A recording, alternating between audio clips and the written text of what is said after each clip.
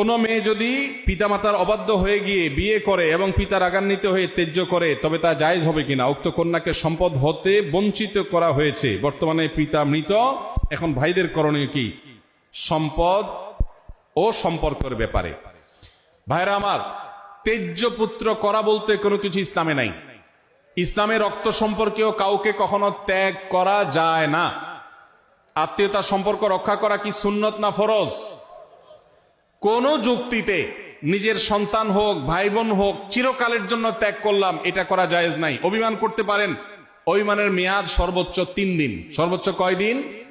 লা ইয়াহিল্লু লিমুসলিমিন আন ইয়াহজুরা আখাহু ফাওকা সালাসি লায়াল। 3 দিনের বেশি কোনো মুসলমানের সাথে আপনি সম্পর্ক ছিন্ন করে থাকা জায়েজ নয়। অতএব 3 দিন রাগ করে থাকতে পারেন। এরপর আস্তে আস্তে আপনি কথা বেশি না, আবার একটু একটু বলেন, একটু অভিমান করে থাকেন শাসনের নিয়তে, তাকে কথা না বলে থাকলেন, সেটা করতে পারেন। কিন্তু ত্যায্য করে দিলেন, সম্পদ থেকে বঞ্চিত করলেন, এ অধিকার নাই। যত বড় অন্যায় করে সে অন্যায় করলে আল্লাহর কাছে দায়ী হবে, তাই বলে আপনি সম্পদ থেকে বঞ্চিত করতে পারেন না। কোন বাবা যদি এটা করে যান, তার মৃত্যুর পর সন্তান ছেলেরা যারা আছেন তারা মেয়েকে বাবা বঞ্চিত করলেও ওই সম্পদে মেয়ের যতটুকু হক আছে ততটুকু মেয়েকে ফেরত দিতে হবে, না হলে এই ভাইরাও কিন্তু গুনাহগার হবে আল্লাহর কাছে।